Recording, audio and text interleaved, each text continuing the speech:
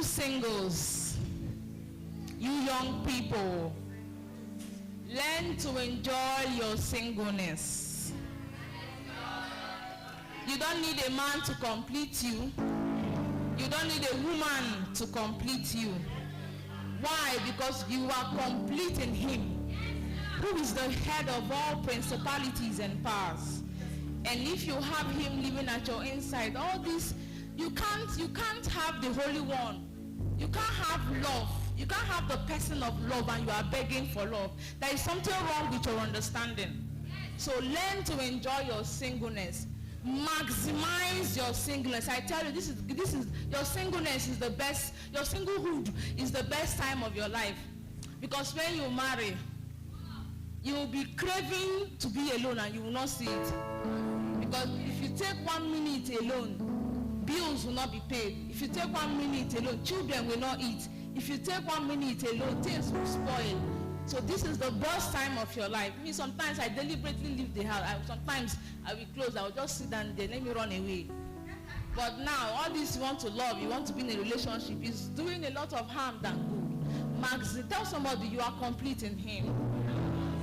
I had a lot of things I wrote down, but I'm grateful to God the Father. Thank you.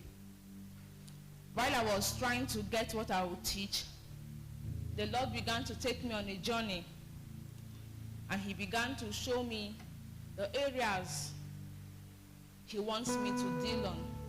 Tonight I want to share on something I titled, Before You Say I Do. Before you say I do. So many people don't understand what marriage is. And I'm going this direction because we have more singles in the house. But I trust God that if you're married, you will learn something. Before you say I do. A lot of people think marriage is just that mushy feeling and crying and oh in front of the altar and that's it. In fact, so many Saturdays are burial ceremonies instead of wedding ceremonies. But everybody come and look good, it's envious. Before you say right, there are certain things you need to know and understand about the marriage institution. Before I get into telling you the things you need to understand, I want to tell you a little of what marriage is. Marriage is a covenant. That is why it's important you don't enter it casually. That is why it's important you don't enter it unprepared. That is why you don't enter it with just mushy feelings. Because I tell you, if that is the only thing you are bringing into marriage, it will weary you. It will make the marriage go sour. Marriage is a covenant. And a little study on Adam and Eve, we discovered that Eve was the reason why man fell. But Adam didn't divorce her. Adam didn't come and say, even though he said, Father, it's the woman that you gave to me. But you never heard him saying, I'm not doing again. But you find Christians, small challenge, this marriage, you know, and you are wondering how two born again people are making these confessions. I'm not doing this thing again, it's not working, it's not working. With all the kata after creation, Adam didn't divorce his wife. Marriage is a covenant. Marriage is a covenant. And the whole essence of marriage, in Malachi 2:15, it says that he might seek a godly seed. Marriage is a covenant. So you're a young man, you're a young woman. It's important you understand the concept of covenants. When you come before God and you make vows, ensure that you don't play with the vows you made. That is why if you read down, he said, and let not the man deal treacherously or be unfaithful to the wife of his youth. That brings me to say, if you're a man, listen to me. It is not in your nature to cheat. I don't care what they talk about biology and all the testosterones and all the, it is not in your nature to cheat. Why? Genesis 1:26 says, and God said, let us make man in our image after our likeness. Let this man we are going to make carry our nature. The nature of God is the nature of love. The nature of God is the nature of commitment. The nature of God is the nature of dominion. So he's saying, this man now will begin to function on the earth as me. That is why if you look around, you discover with everything the body of Christ is doing, he has not divorced us.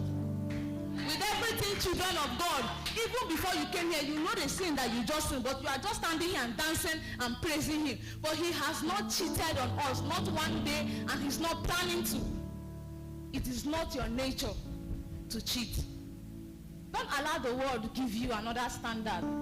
They say it's man, a woman should not cheat, but for a man it's understandable. Bullshit. It is not in your nature. Marriage is a covenant. Marriage is a covenant, and it takes commitment and sacrifice to keep to the terms of the covenant. It takes commitment and sacrifice. It takes a certain kind of dedication and faithfulness to keep to the terms and conditions of marriage. That is why the Bible said, a faithful man who can find. A faithful man who can find. Your single state now is the best time to flex your muscles on commitment. Because my bishop used to tell us, how you do anything is how you do everything. If you can't stay in a course for 2 years, 3 years without getting weary, I bet you under God, you won't stay in marriage. The same thing that is making you not to be committed to that course is going to make you not to be committed to your marriage. It will come in a different form. It will wear a different garment. Marriage is a covenant. So your serving in God's house is the perfect time to learn commitment. If you can't be committed to God, you can't be committed to any man, whether it's man or woman. It takes another level of commitment and dedication. The second thing I want you to understand about marriage is that marriage is a journey. Marriage is not an end. It is a journey. That is why it is the only institution that gives you a certificate before you enter. Other institutions will wait for you after 4 years, after 5 years, after 6 years. They'll come and say, okay, congratulations, you have graduated. But in the case of marriage, they give you a certificate before you enter. So it is not an end, it is a journey. You must use your singleness now to practice how to be stable, how to be grounded, how to not always gas out. You see young people small thing, oh, we are tired, oh, we forgot, oh, we know. The way you are going, is that what kind of home do you want to build with that nature? Marriage is a journey. The next thing I want to tell you about marriage is that marriage is easy. Marriage is easy. You see, Christians will make marriage look difficult when we try to operate the world's principles as children of God. You want to do what the world is doing, but yet you're a child of God. You are going to give yourself a lot of headache. Marriage is easy. They'll tell you all manner of things. This one marriage, instead of me to marry, I've heard some people tell me, instead of me to marry, I'll just go and have one child somewhere and train the child. And I'm just looking, and I say, who has bewitched you? Marriage is easy. In this kingdom, we operate by a different set of rules and laws. And one of them is that in this kingdom, we don't cohabit. So you can't be learning from the world cohabitation and you bring it in and you want to have an easy marriage. It can't work, because in this kingdom, we don't cohabit. In this kingdom, we don't have sex before marriage. That is why he told us marriage is honorable, the bed undefiled. You don't allow the world to teach you, oh, okay, and even now you see a lot of videos in my boyfriend's house, my girlfriend this, and these are people living together, and then you are wondering, it's no wonder why they kill themselves. Child of God, if you want to enjoy your marriage, get God's stand on marriage and run with it. That's all you need. There's no law or there's no formula for marriage. But if I know anything, is to know what does God say about marriage. And if you apply it, you will have a stressless marriage. Marriage is easy. Tell somebody, marriage is easy. The next one is marriage is work. I didn't say marriage is hard. I said marriage is what? Work. You must learn to put in the work. The quality of a marriage is dependent on the quality of the people in it. If If you want to have if you see any beautiful marriage anywhere, just know that there are two people who are committed to ensuring that the marriage doesn't fail. Marriage is work. So you don't think it's because somebody is a pastor, that's why they have a good marriage. Have you not seen pastors that are divorced? Yeah. Have you not seen pastors that are under serious marital pressure? Marriage is work. You're a young man here. If you get into a woman's life, the least or her state should be the least she will ever be. I don't used to be like this. In fact, I didn't even plan to marry a pastor. But look at me now. So if you have a woman in your life, she should never come to a point where they say she was better before she met you. It should be brighter and brighter and brighter. And you're a lady, you're in a man's life, that his state should be the least he should ever be.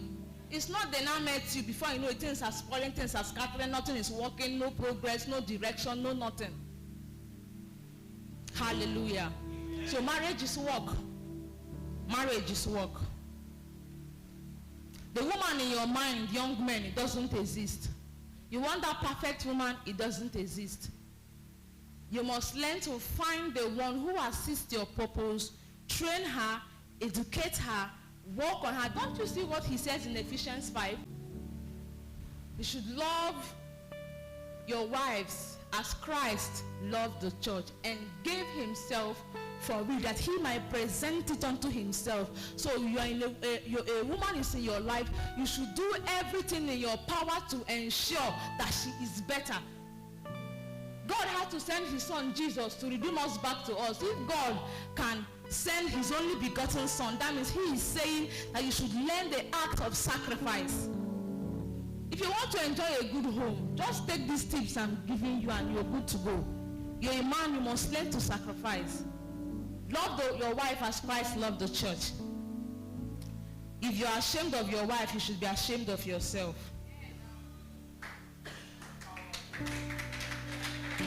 If you're ashamed of the woman in your life, you should be ashamed of yourself. And you hear men say, oh, I can't take my wife out, she knows the represents, and you're watching the Honolulu making this statement.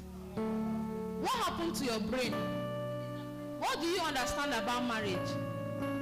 If you ever come to a point where you're a man, you are not proud of the woman you married, you should be ashamed of yourself. Before you say I do, what are the certain things you need to know and understand? Number one, heal. Tell somebody heal. Say it like you mean it now. Heal. Heal before you deal. Otherwise, it will deal with you in marriage. Heal. Heal. Let go of the hurts. Let go of the pain. Forgive your background. Forgive that ex.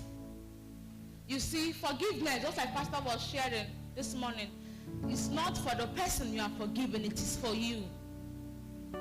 Before you say I do, you must learn how to heal. One of the signs that you have not healed is that you are always overreacting. Small something, you're already flaring up, and the person is wondering, at which point did I go wrong? No.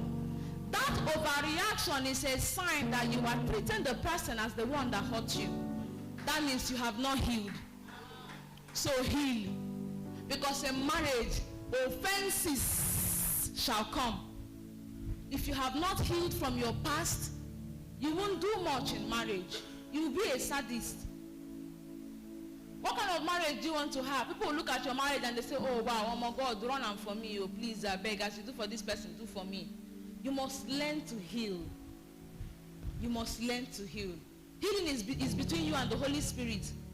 The Bible tells us that the Lord is near a broken and contrite spirit.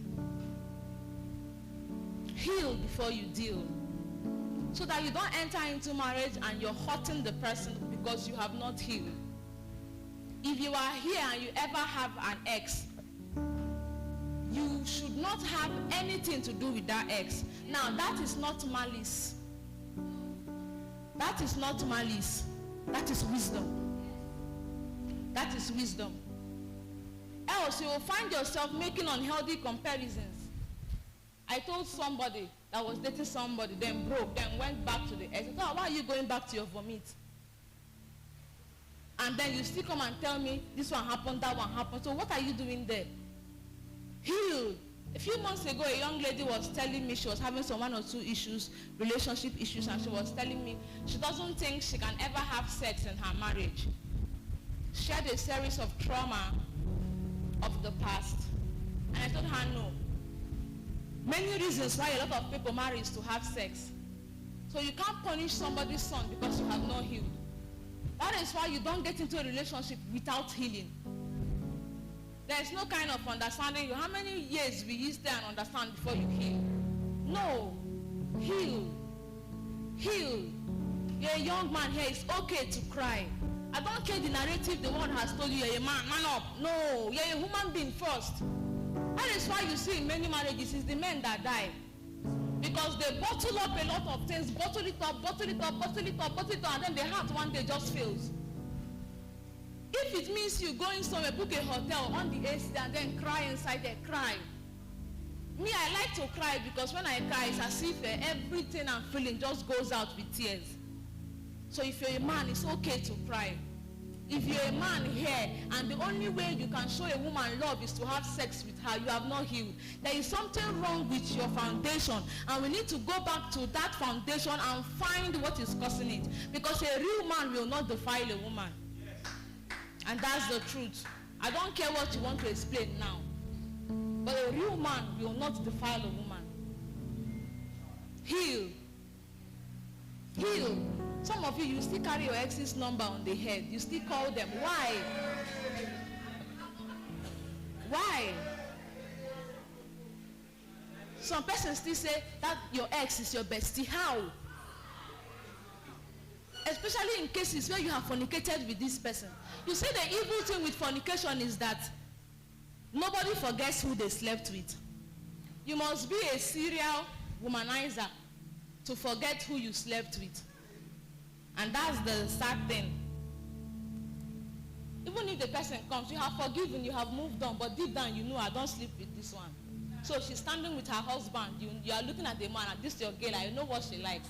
You can't say it, but the thoughts can't help but come in. Heal.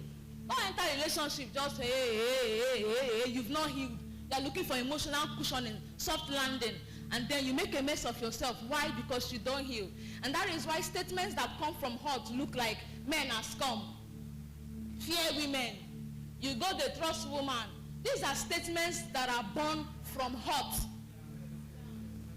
The one that used to crack my head is, if you want to enjoy your marriage, don't go to your husband's phone. Had it been, I know the person that said this thing. You want to have a good marriage, don't go to his phone. So what happens to the both of us are one flesh?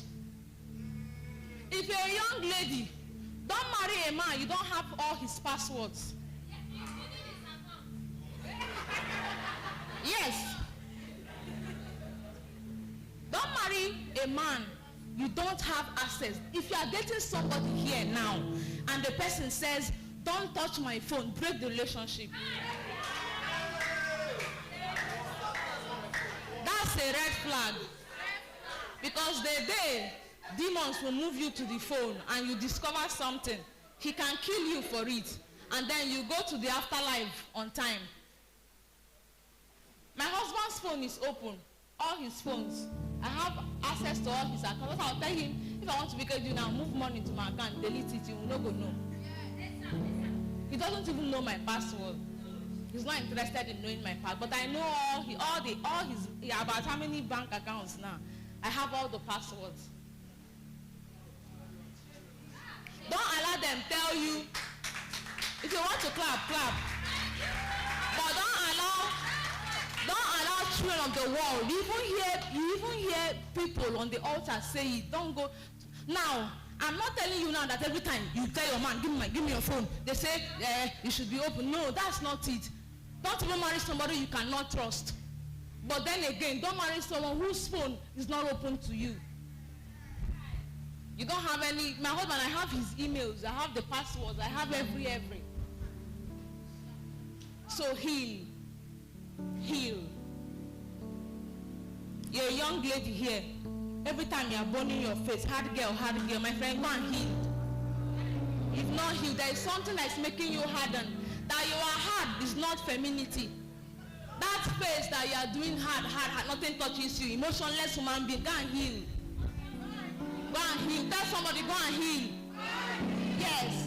Because the more you cultivate that heart, it reduces your femininity. So they look at you, you are so bony, so stony, so mature, so manly. There's nothing soft about you from the crown of your head to the sole of your feet. And you see a lot of toxicity in marriages because people did not heal and they entered. So the next thing, your wife asks a very sincere question, but because when you dated Stephanie, she asked you this kind of question and this was the outcome. So because you did not heal from that past, you begin to react to your wife as if she's Stephanie. But that was a very sincere question. So heal. Heal before you deal. Before you say I do, before you say pastor, see the person I want to marry, and you come before the altar, ensure that you have healed. Ensure that you have healed. The next thing you need to understand before you say I do is build yourself. Build yourself. Don't be an empty brain. Don't be a coconut head. The only thing you know how to offer is sex. You are of all human beings most foolish. You have signed yourself up for death and all manner of sicknesses. Build yourself. Before I got married, I used to tell my friends, I want to be the kind of wife that before my husband does anything, he says, let me call my wife. A wise woman builds her home. It's the foolish one that destroys it. You're a young man, build yourself. What do you know and understand about the female being? What do you know? What do you know? Anything they ask you, I don't know. I bet no stress, no waiting at the think. You don't know that your marriage is in questions often. So she's going through headaches and she can't, she knows that if she calls her husband, he won't have anything to offer. So what are you people doing there? Yeah, girl, the only thing you know how to do is to give sex. When are you going to bring tangible answers to real life situations? So they ask you, what do you bring to the table? I am the table. You are. What values are you bringing? What virtues are you bringing?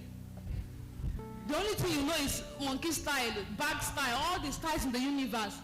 As if the totality of a man's life is about the sex he's having. Can he trust his children with you? Or they'll be more foolish than you? If you tell a girl, have depth. I have seen a lot of beautiful ladies with empty brains.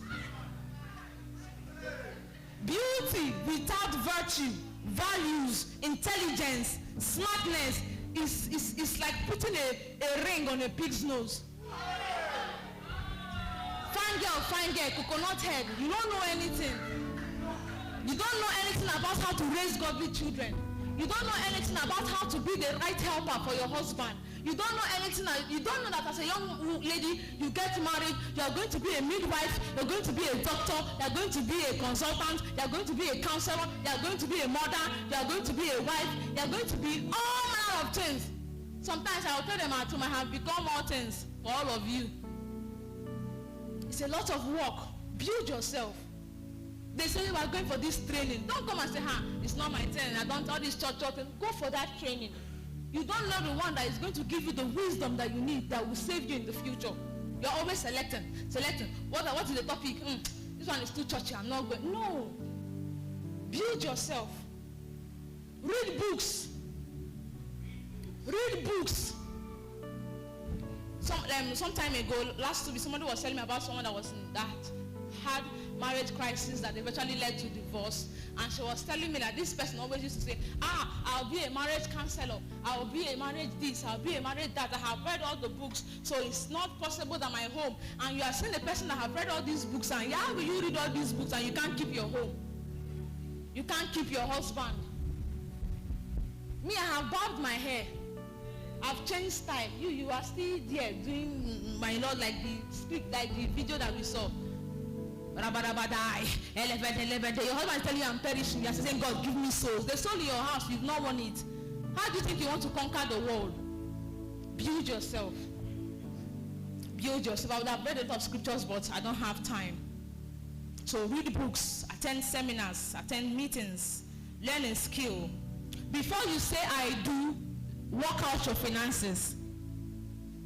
A man that cannot provide for his household is worse than an infidel. If you don't have work, you don't have any business with love and marriage. Work your finances. One of the greatest gifts as a man you can give a woman is financial security. So she looks at you and she's not afraid because this one is capable. So you don't see them call them Odogu just because. They're calling them Odogu because there is something that is sponsoring that Odogu. But you don't have even one kobo and you are saying you're not respecting me. What should she respect? Your poverty.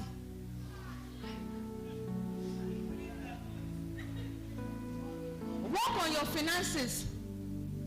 It's not when they bring school fees for you, you're angry. Did anybody send you to marry? Number one. Number two, when they now send you the marriage work, did anybody tell you to not have children that you can't train?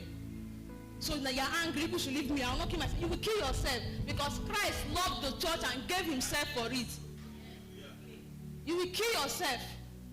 So you're a young lady here. Let your hands find something to do. It's not my thing. I'm not cut out for it. What are you cut out for? And then you don't have money. They are contributing, you just bend. Let us bring 1,000. You don't have. That is why many women make the wrong choice in marriage because they think marrying a man that has money is an escape from poverty. You don't know it's even more problem. Because if you've not yet understood how money works, you will run the man's finances down. You will think everything is about Gucci and Louis Vuitton and Versace and doing vlogs and posting on YouTube to show everybody that you marry an Odogu. In no distant time, the man will become poor. Understand how money works. Learn how to take care of yourself. So that anything the guy is giving you is just jara. It's not when he gives you something, hey, he has become the Alpha and the Omega. Then you're not saying, how will I repay you for everything you have done for me? Okay, since I don't have money, oh yeah, now let me give you myself. And you make a mess of yourself, your destiny, your marriage. Build your finances. Proverbs 14:23 says, in all labor there is profit, but the talk of the lips tendeth only to penury. I hate guys that talk a lot. It's all talk, no work. They have heavy visions, no practical steps to achieve the vision.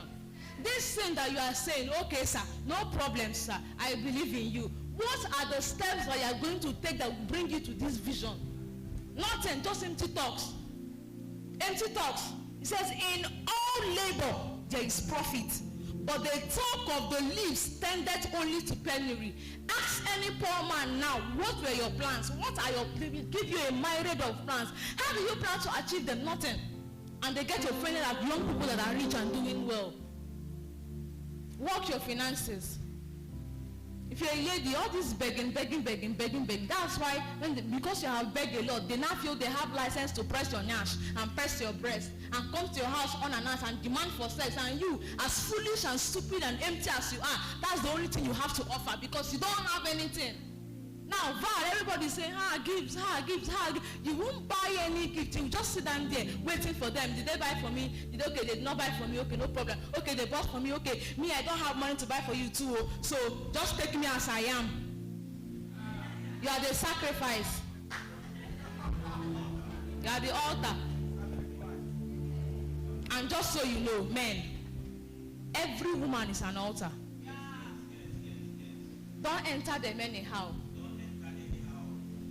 You can enter and your head will not come out. No, it's good to laugh about it, but I'm being frank with you. I don't care the kind of nyash she has. Don't enter anyhow. I don't care the kind of boss she has. You like them busty. Don't enter them anyhow. Every woman is an altar. That is why God put the high men there. Because marriage is a covenant. When you go to an altar, you bring sacrifice, yes or yes? Yes. And every time your sacrifice will have blood. Don't go. I don't have time again. Let's not go into the other side of this talk. But don't enter them anyhow. You're a young lady. Stop sleeping around. You're hurting yourself and your children. Then you marry, your child starts to behave like a Kene of 20 years ago. Don't come and start saying, Junior, this is not how your father. Remember that there was an Ekene some 20 years ago. Because every guy you sleep with leaves a part of his DNA in you. And God is so wonderful. He designed the genes such that as you're living, it is coding. It is coding. My son is a spitting image of me because both in his food aversions, he doesn't like to eat me, I don't like to eat. Everything. You see Felicity, she's her father. She loves food. She doesn't play with her food. You give her food, she'll finish it. Tell you I'm done. But my son will stay there 6 hours. Everybody has finished eating, slept, drank. Some have gone to UK, come back. My son is still eating. I don't like this one. I like this one. Is it this one? What is that? No.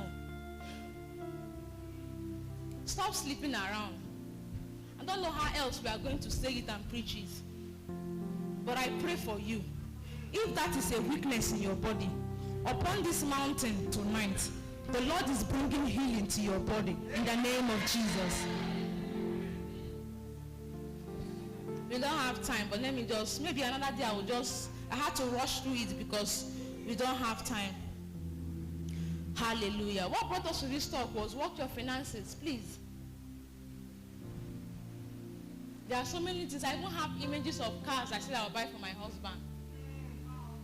Sweet cars.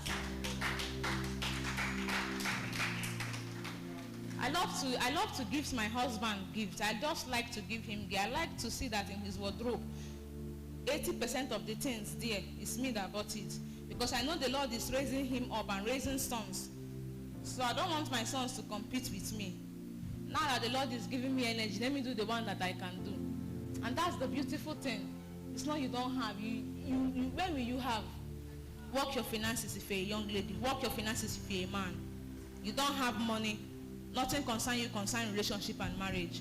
Oh, our time is fast spent, but let me just rush through this one. It's important you know it. The fourth thing you need to understand before you say I do is get purpose right. If you don't get purpose right, you will marry yesterday's spouse in the present. That is why you hear people say, I regret marrying you. You're a bad man, useless man, foolish man. You're a stupid woman. I wish our paths never crossed. I cursed the day I met you. Get purpose right. When you are on track with purpose, it informs you of who to marry.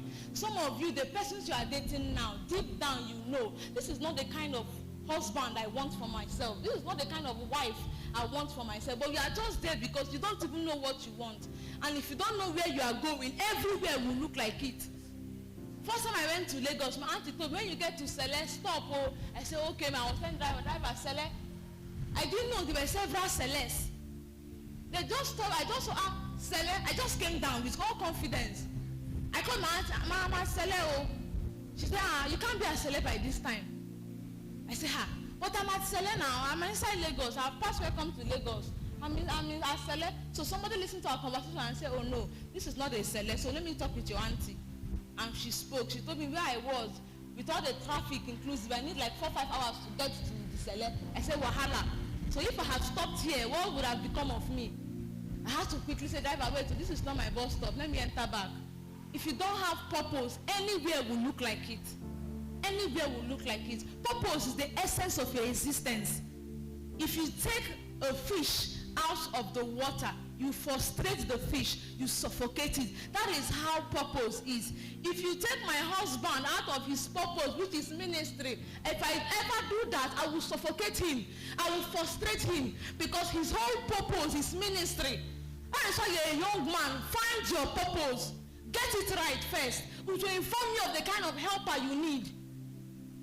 You want to marry a medical doctor, you already know that you're not, or rather you're a medical doctor, you want to marry somebody, you're a guy, you already know that you're not going to be at home all the time. What kind of woman do you need? You're not going to marry a fellow medical doctor. The maids are raising your children, then you see your children like vagabonds. And you are not angry. Next thing they say, you resign. And someone say, I cannot resign. After all this, my 8 years of hard work and labor, tell me to resign. No. Find purpose. Me, I knew I was going to marry a pastor. I started saying no. I can't do accounting. I can't, because I always wanted to work in a bank. I said no.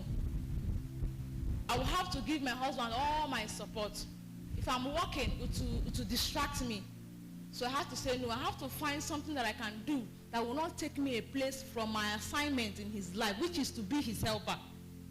Find purpose to save you a lot of headache. Maybe when we have ample time, we can go into the scriptures and all the other stuff. But finally tonight, before you say I do, know God. You can't say you love somebody if you don't know who love is. And God is love. Know God. Allow him to lead you.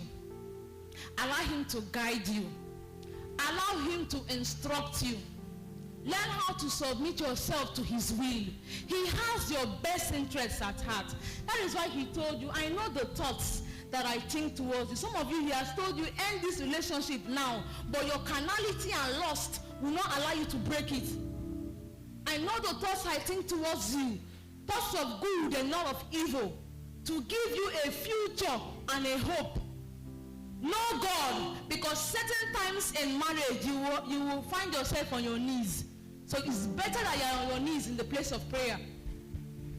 And you're not on your knees in the place of weeping and gnashing your teeth and regretting. Know God for yourself. Fine boy, when no sabi rabarabarabara. Your beauty, your fineness is useless. Because as a man, you should function as a priest in your home. Your wife can have good sleep, but she knows that her husband is her covering. He's praying for her. You are just there. Hey, things are spoiling. They said a woman that prays is the woman. Shut up. You don't know you're a priest first. But if you shout on the head of the house, they will see you there. That's why you pitch your tent. You are the man, you are the man, you are the man. Do you know what men do? The only thing that makes you a man is the joystick in between your legs. You can't pray. Times you use and be doing wonderful things with the children. She will not use and be praying for you also. You can't pray and cover the family. Now, I'm not saying as a woman you should not pray. Don't get me wrong. But if you're a man, if you're a woman, know God. Have a personal relationship with him. Have a personal relationship with him. It says in Daniel, they that know their God, they shall be strong and they shall do exploits. They shall be strong and they shall do exploits in their marriage, in their business, in their career, in their academics, in life, because they know their God. Because they know their God. I hope I've not been able to confuse you, but to convince you. Hallelujah.